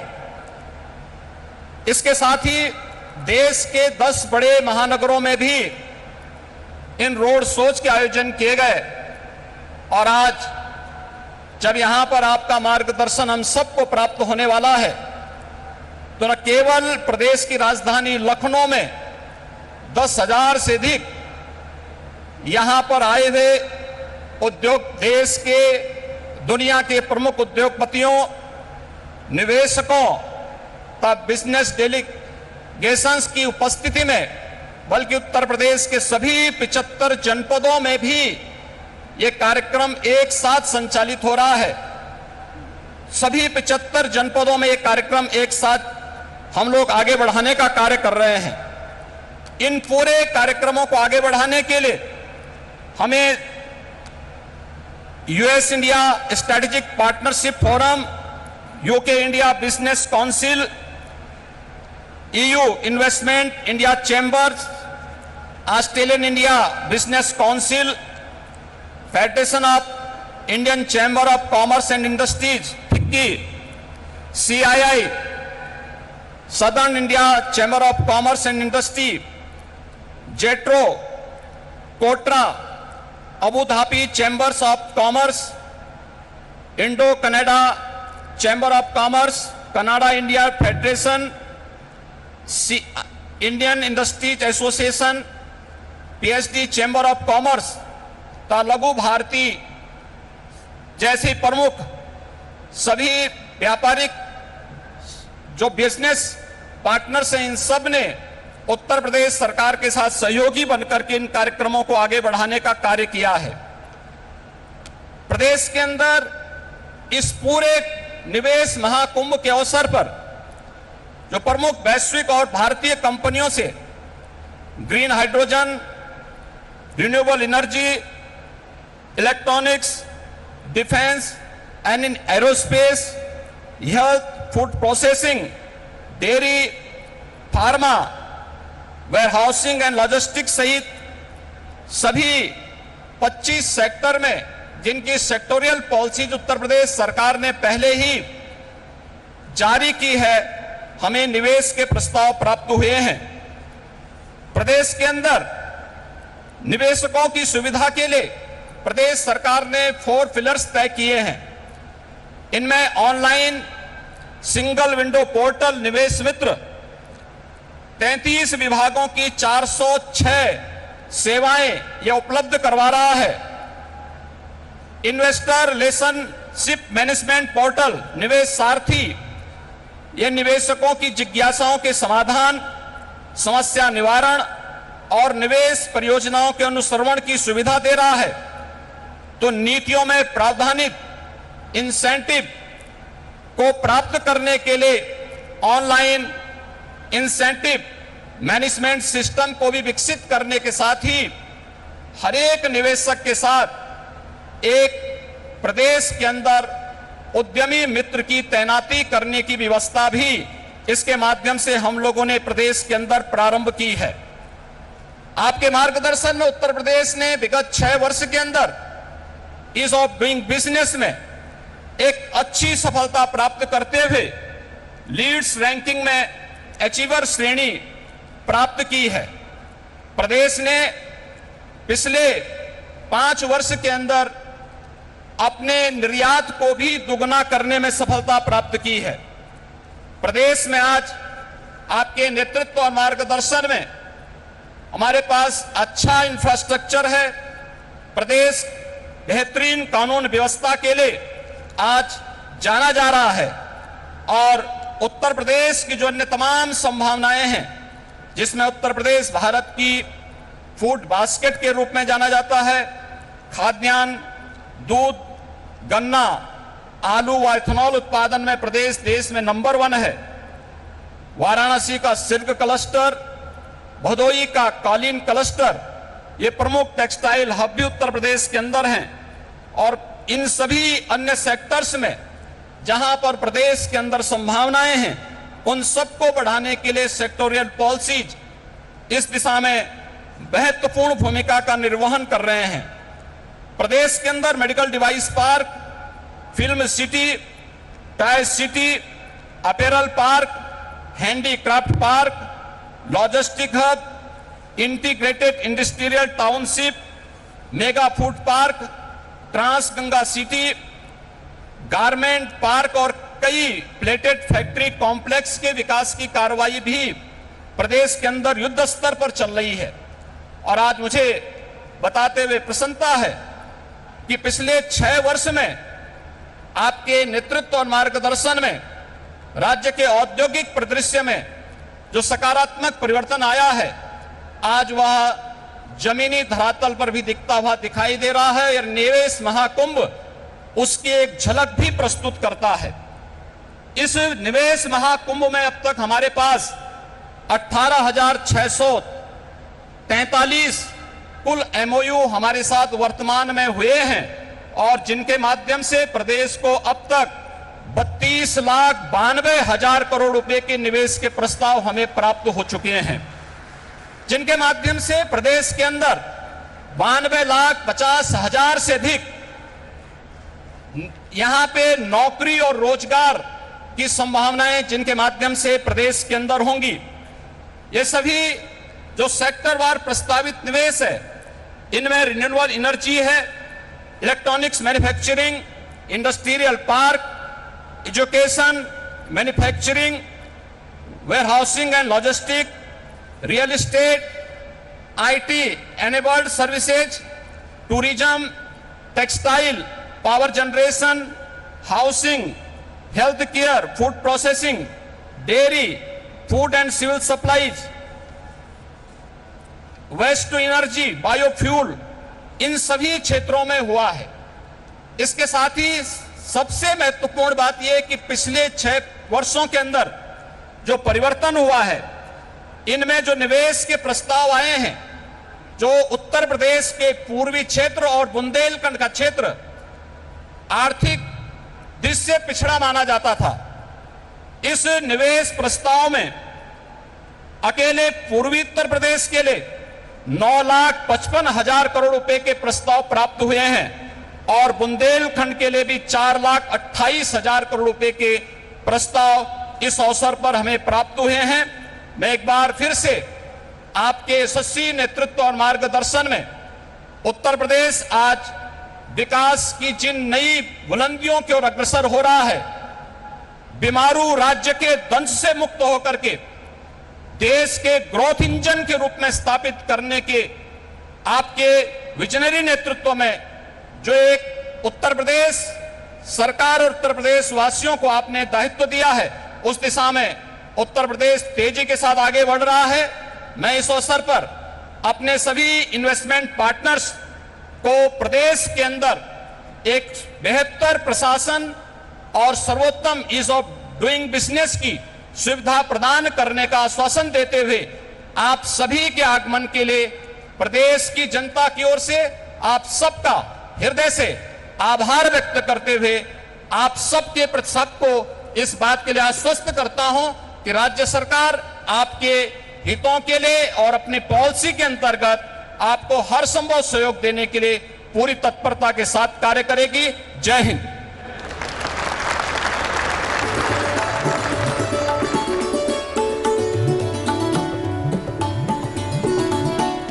बहुत बहुत धन्यवाद माननीय मुख्यमंत्री जी। और देवी सज्जनों, माननीय प्रधानमंत्री जी के रूप में इस देश को एक ऐसे नेता और एक ऐसे कप्तान मिले हैं जिन्होंने भारत को एक वैश्विक खिलाड़ी और साथ साथ विश्व पटल पर एक आर्थिक महाशक्ति के रूप में स्थापित किया है। एक ऐसे जननायक जो देश को एक जीवंत और समावेशी समाज के रूप में विकसित करने की तरफ निरंतर प्रयास कर रहे हैं और जिनकी कार्य संस्कृति के केंद्र बिंदु में सर्वप्रथम नागरिक हैं।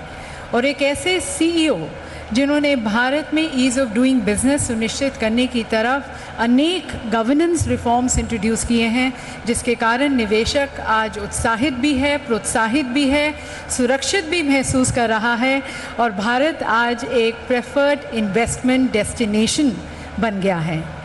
इससे पहले कि मैं माननीय प्रधानमंत्री जी को यहाँ पर उनके संबोधन के लिए आमंत्रित करूँ, हमारे प्रदेश प्रधान माननीय श्री योगी आदित्यनाथ जी स्वयं प्रधानमंत्री जी का विशेष रूप से आभार व्यक्त करना चाहेंगे अपने 25 करोड़ के परिवारजन की तरफ से।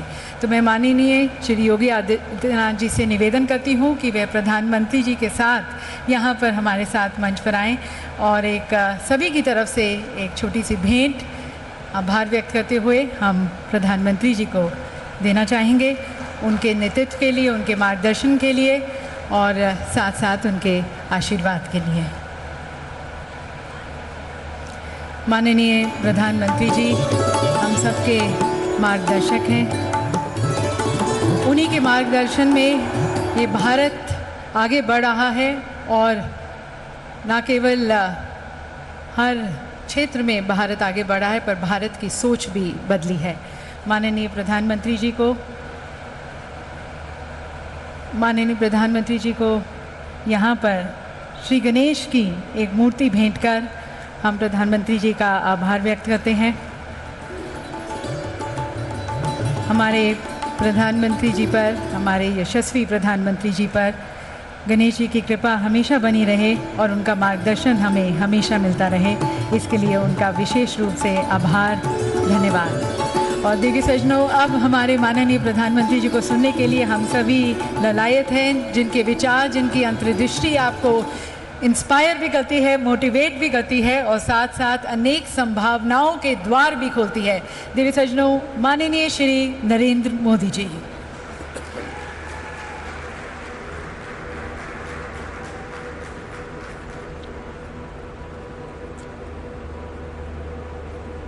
उत्तर प्रदेश के राज्यपाल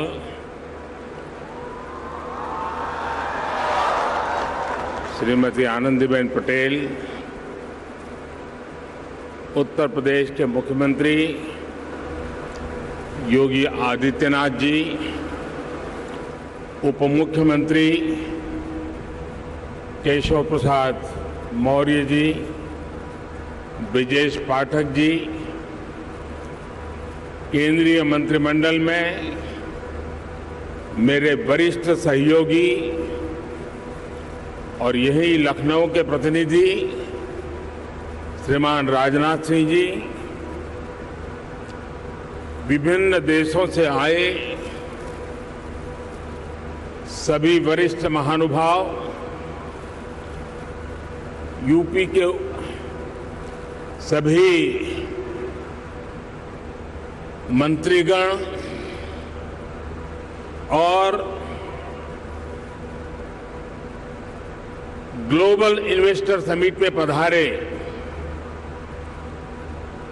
इंडस्ट्री जगत के सम्मानीय सदस्य, global investor fraternity, policy makers, corporate leaders, देवी और सज्जनों, आप सभी का ग्लोबल इन्वेस्टर समिट में बहुत बहुत स्वागत है।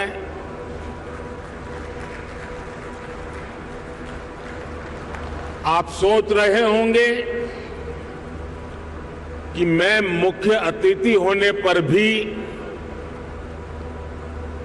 ये स्वागत की जिम्मेदारी क्यों उठा रहा हूं।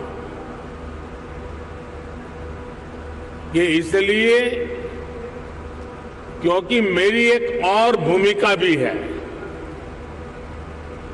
आप सबने मुझे भारत के प्रधानमंत्री के साथ साथ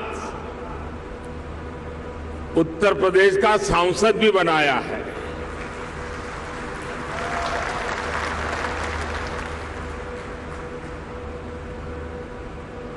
उत्तर प्रदेश के प्रति मेरा एक विशेष स्नेह है और यूपी के लोगों के प्रति मेरी एक विशेष जिम्मेदारी भी है। मैं आज उस दायित्व को भी निभाने के लिए आज इस समिट का हिस्सा बना हूं और इसलिए मैं देश विदेश से यूपी आने वाले आप सभी इन्वेस्टर्स का अभिनंदन करता हूं, स्वागत करता हूं। साथियों, उत्तर प्रदेश की धरती अपने सांस्कृतिक वैभव, गौरवशाली इतिहास और समृद्ध विरासत के लिए जानी जाती है। इतना सामर्थ्य होने के बावजूद यूपी के साथ कुछ बातें जुड़ गई थी। लोग कहते थे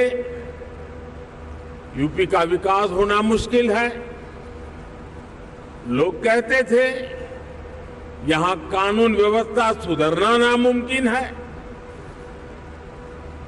यूपी बीमारू राज्य कहलाता था। यहां आए दिन हजारों करोड़ के घोटाले होते थे। हर कोई यूपी से अपनी उम्मीदें छोड़ चुका था, लेकिन सिर्फ 5-6 साल के भीतर यूपी ने अपनी एक नई पहचान स्थापित कर ली है और डंके की चोट पर कर दी है। अब यूपी को सुशासन से, गुड गवर्नेंस से पहचाना जा रहा है। अब यूपी की पहचान बेहतर कानून व्यवस्था, शांति और स्थिरता के लिए है। अब यहां वेल्थ क्रिएटर्स के लिए नित्य नए अवसर बन रहे हैं। बीते कुछ वर्षों में आधुनिक इंफ्रास्ट्रक्चर, उत्तर प्रदेश के इस इंफ्रास्ट्रक्चर की जो पहल है उसके परिणाम नजर आ रहे हैं।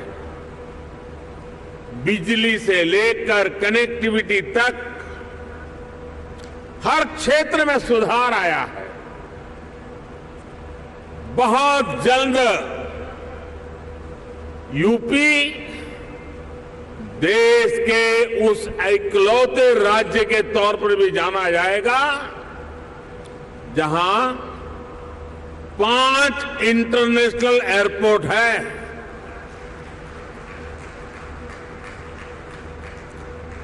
डेडिकेटेड फ्रेट कॉरिडोर से यूपी सीधे समुद्र से जुड़ रहा है। गुजरात और महाराष्ट्र के पोर्ट से कनेक्ट होता जा रहा है।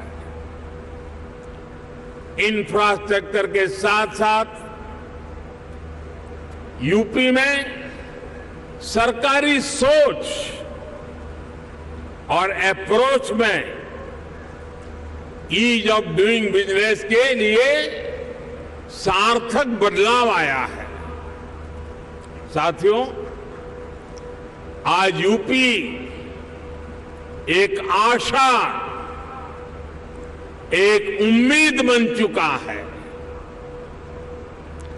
भारत अगर आज दुनिया के लिए ब्राइट स्पॉट है तो यूपी भारत के ग्रोथ को ड्राइव करने वाला एक अहम नेतृत्व दे रहा है। साथियों, आप सभी इंडस्ट्री के दिग्गज यहां हैं। आप में से अधिकतर को एक लंबा अनुभव भी है। दुनिया की वर्तमान स्थिति भी आप सभी से छुपी नहीं है। आप भारत की इकोनॉमी के आज के सामर्थ्य और यहां के मैक्रो और माइक्रो इकोनॉमिक फंडामेंटल्स को भी बहुत बारीकी से देख रहे हैं। आखिर पैंडेमिक और वॉर के शॉक के बाहर निकलकर भारत फास्टेस्ट ग्रोइंग इकोनॉमी कैसे बना है। आज दुनिया की हर क्रेडिबल वॉइस ये मानती है कि भारत की अर्थव्यवस्था ऐसे ही तेजी से आगे बढ़ती रहेगी। आखिर ऐसा क्या हुआ कि वैश्विक संकट के इस दौर में भारत ने न सिर्फ रेजिलियंस दिखाया बल्कि रिकवरी भी उतनी ही तेजी से की। साथियों, इसके पीछे सबसे बड़ा कारण है भारतीयों का खुद पर बढ़ता भरोसा, खुद पर आत्मविश्वास। आज भारत के यूथ की सोच में, भारत के समाज की सोच और एस्पिरेशंस में एक बड़ा बदलाव देखने को मिल रहा है। आज भारत का हर नागरिक ज्यादा से ज्यादा विकास होते देखना चाहता है। वो अब भारत को जल्द से जल्द विकसित होते देखना चाहता है। भारत के समाज की एस्पिरेशंस आज सरकारों को भी पुश कर रही है और यही एस्पिरेशंस विकास के कार्यों में भी गति ला रही है। और साथियों, मत भूलिए कि आज आप जिस राज्य में बैठे हैं उसकी आबादी करीब 25 करोड़ है। दुनिया के बड़े बड़े देशों से भी ज्यादा सामर्थ्य अकेले उत्तर प्रदेश में है। पूरे भारत की तरह ही आज यूपी में एक बहुत बड़ी एस्पिरेशनल सोसाइटी आपका इंतजार कर रही है। साथियों, आज भारत में सोशल, फिजिकल और डिजिटल इंफ्रास्ट्रक्चर पर जो काम हुआ है उसका बड़ा लाभ यूपी को भी मिला है। इस कारण आज यहां समाज सोशली एंड फाइनेंशियली बहुत अधिक इंक्लूसिव हो चुका है, कनेक्टेड हो चुका है। एक मार्केट के रूप में भारत अब सीमलेस हो रहा है। सरकारी प्रक्रियाएं भी सरल हो रही है। मैं अक्सर कहता हूं कि आज भारत आउट ऑफ कंपल्सन नहीं बल्कि आउट ऑफ कन्विक्शन रिफॉर्म करता है। यही कारण है कि भारत 40,000 से अधिक कंप्लायंसेस को खत्म कर चुका है, दर्जनों पुराने कानूनों को खत्म कर चुका है। साथियों, आज भारत सही मायने में स्पीड और स्केल के रास्ते पर चल पड़ा है। एक बहुत बड़े वर्ग की बेसिक जरूरतों को हमने पूरा कर लिया है, इसलिए वो एक लेवल ऊपर की सोचने लगा है, आगे की सोचने लगा है। यही भारत पर भरोसे का सबसे बड़ा कारण है। साथियों, कुछ दिन पहले भारत सरकार का जो बजट आया है उसमें भी आपको यही कमिटमेंट साफ साफ दिखेगा। इंफ्रास्ट्रक्चर पर रिकॉर्ड खर्च आज सरकार कर रही है और हर वर्ष इसको हम बढ़ा रहे हैं। इसलिए आज आपके लिए इंफ्रास्ट्रक्चर में इन्वेस्टमेंट के नए मौके बन रहे हैं। आज आपके लिए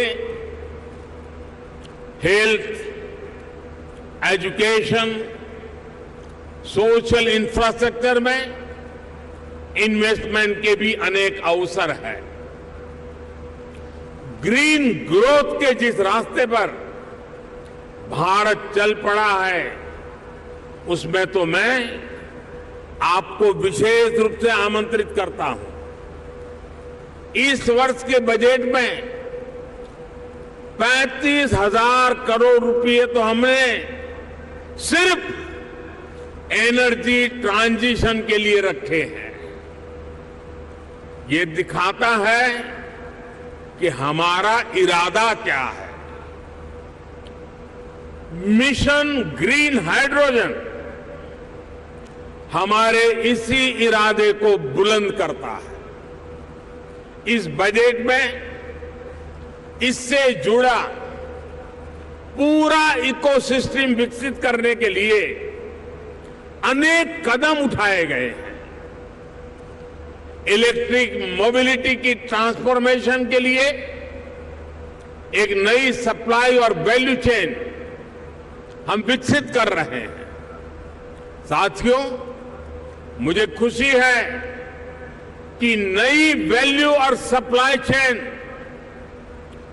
विकसित करने के लिए यूपी आज एक नया चैंपियन बनकर उभर रहा है। परंपरा और आधुनिकता से जुड़े उद्योगों का, एमएसएमईज का एक बहुत ही सशक्त नेटवर्क आज उत्तर प्रदेश में वाइब्रेंट है। यहां भदोही के कालीन और बनारसी सिल्क है, भदोही कारपेट क्लस्टर और वाराणसी सिल्क क्लस्टर भी, और उसकी वजह से यूपी भारत का टेक्सटाइल हब है। आज भारत के कुल मोबाइल मैन्युफैक्चरिंग में 60% से भी ज्यादा मोबाइल अकेले उत्तर प्रदेश में होता है। मोबाइल कंपोनेंट की सबसे ज्यादा मैन्युफैक्चरिंग भी यूपी में ही होती है। अब देश के 2 डिफेंस कॉरिडोर्स में से एक यूपी में बन रहा है। यूपी डिफेंस कॉरिडोर पर तेजी से काम चल रहा है। आज made in India defence equipments की डिमांड निरंतर बढ़ रही है। भारतीय सेना को भी हम अधिक से अधिक made in India defence system, defence platforms देने के लिए प्रतिबद्ध है। और इस महान काम का नेतृत्व इसी लखनऊ की धरती के हमारे कर्मवीर राजनाथ सिंह जी संभाल रहे हैं। ऐसे समय में जब भारत एक वाइब्रेंट डिफेंस इंडस्ट्री का विकास कर रहा है, तो फर्स्ट मूवर एडवांटेज आपको जरूर लेना चाहिए। साथियों, उत्तर प्रदेश में तो डेयरी, फिशरीज, एग्रीकल्चर और फूड प्रोसेसिंग सेक्टर में अनेक संभावनाएं हैं। फल और सब्जियों को लेकर उत्तर प्रदेश में बहुत डायवर्सिटी है। एक ऐसा सेक्टर है जिसमें अभी भी प्राइवेट सेक्टर की हिस्सेदारी बहुत सीमित है। आपको जानकारी होगी कि फूड प्रोसेसिंग के लिए production link incentive PLI scheme लेकर हम आए हैं। इसका लाभ आपको जरूर उठाना चाहिए। साथियों, आज सरकार का ये प्रयास है कि इनपुट से लेकर पोस्ट हार्वेस्ट मैनेजमेंट तक एक आधुनिक व्यवस्था किसानों के लिए बने। छोटे इन्वेस्टर्स एग्री इंफ्रा फंड का उपयोग कर सकते हैं। इसी प्रकार देश भर में एक बहुत बड़ी स्टोरेज कैपेसिटी विकसित करने के लिए बजट में हमने प्रावधान किया है। ये भी छोटे निवेशकों के लिए बहुत बढ़िया मौका है। साथियों, आज भारत का बहुत अधिक हमारा फोकस क्रॉप डाइवर्सिफिकेशन पर है। छोटे किसानों को ज्यादा साधन देने और उनकी इनपुट कॉस्ट घटाने पर है। इसलिए नेचुरल फार्मिंग की तरफ हम तेजी से बढ़ रहे हैं। यहां यूपी में गंगा के किनारे दोनों तरफ 5 किलोमीटर क्षेत्र में नेचुरल फार्मिंग शुरू हो गई है। अब इस वर्ष के बजट में हमने किसानों की मदद के लिए 10,000 बायो इनपुट रिसोर्स सेंटर बनाने की घोषणा की है। ये नेचुरल फार्मिंग को और अधिक प्रोत्साहित करेगा। इसमें भी प्राइवेट एंटरप्रेन्योर्स के लिए इन्वेस्टमेंट की अनेक संभावनाएं हैं। साथियों, भारत में एक और नया अभियान हमारे मिलेट्स को लेकर के शुरू हुआ है। भारत के ये मिलेट्स आमतौर पर लोगों की भाषा में उसको मोटा अनाज कहते हैं और उसकी कई वैरायटीज है। विश्व बाजार में उसकी एक पहचान बने, इसके लिए आपने बजट में सुना होगा, हमने इस मिलेट्स को, मोटे अनाज को एक नया नाम दिया है, श्री अन्न। ये श्री अन्न जिसमें न्यूट्रिशन वैल्यू बहुत अधिक है, ये सुपर फूड है। जैसा श्रीफल का माध्यम है, महात्मय है, वैसा ही श्री अन्न का भी महात्मय बनने वाला है। हमारे ये प्रयास है कि भारत का श्री अन्न ग्लोबल न्यूट्रिशन सिक्योरिटी को एड्रेस करे। दुनिया इस वर्ष को इंटरनेशनल ईयर ऑफ मिलेट के रूप में भी मना रही है। इसलिए एक तरफ हम किसानों को श्री अन्न के उत्पादन के लिए मोटिवेट कर रहे हैं, वहीं दूसरी तरफ इसके लिए ग्लोबल मार्केट का भी विस्तार कर रहे हैं। फूड प्रोसेसिंग सेक्टर से जुड़े साथी रेडी टू ईट और रेडी टू कुक श्री अन्न के प्रोडक्ट्स में संभावनाएं तलाश सकते हैं और मानव जाति की बड़ी सेवा भी कर सकते हैं। साथियों, उत्तर प्रदेश में एक और विषय में बहुत प्रशंसनीय काम हुआ है। ये काम एजुकेशन और स्किल डेवलपमेंट से जुड़ा है। महायोगी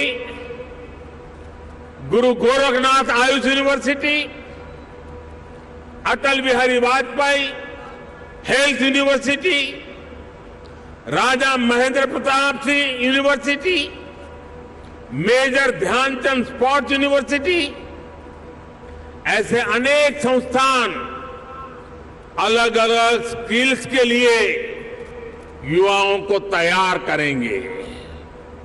मुझे बताया गया है कि स्किल डेवलपमेंट मिशन के तहत अभी तक यूपी के 16 लाख से अधिक युवाओं को अलग अलग स्किल्स में ट्रेन किया गया है।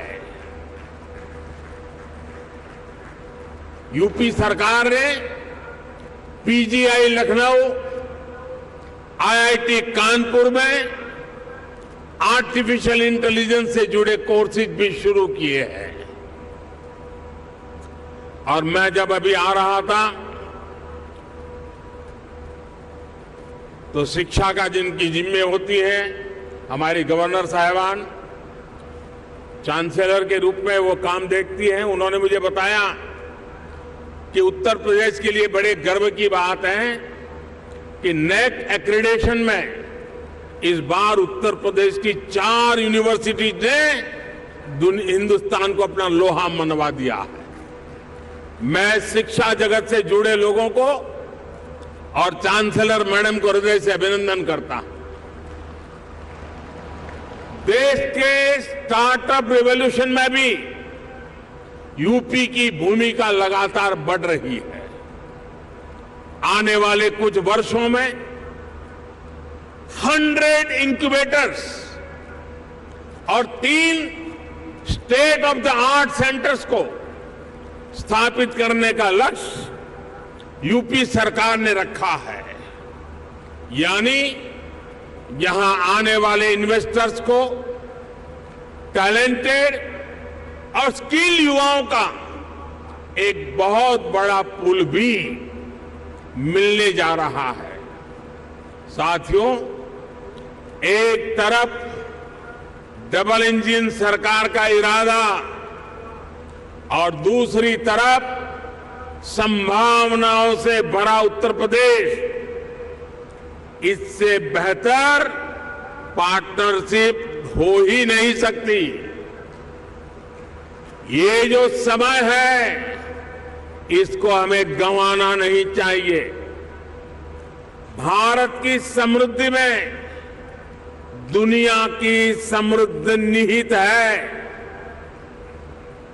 भारत के उज्जवल भविष्य में दुनिया के उज्जवल भविष्य की गारंटी पड़ी है। समृद्धि की इस यात्रा में आप सबकी भागीदारी बहुत ही महत्वपूर्ण है। ये निवेश सबके लिए शुभ हो, मंगल हो, इसी कामना के साथ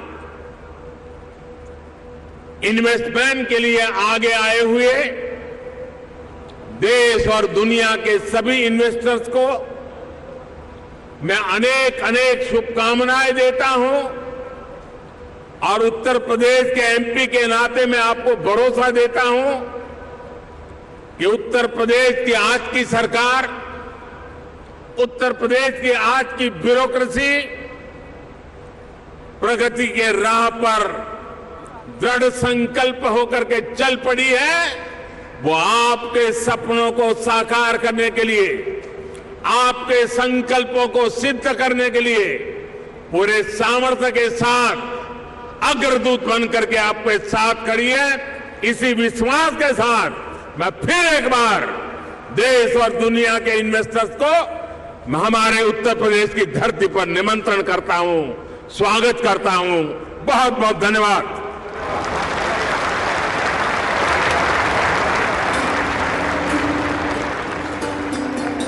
बहुत बहुत धन्यवाद माननीय प्रधानमंत्री जी। सभी क्षेत्रों पर और सभी के ऊपर आपके विश्वास के लिए, शुभकामनाओं के लिए, सभी के लिए सतत आपके मार्गदर्शन के लिए, आपके पथ प्रदर्शक संदेश के लिए।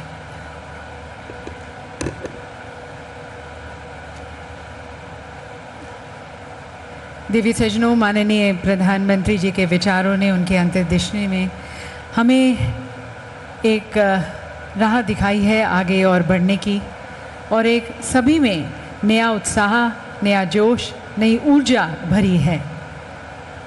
माननीय प्रधानमंत्री जी का विश्वास उत्तर प्रदेश में, माननीय मुख्यमंत्री में और पूरे मंत्रिमंडल में, हम सभी में कुछ और अच्छा करने के लिए हमें प्रोत्साहित करता है, उत्साहित करता है।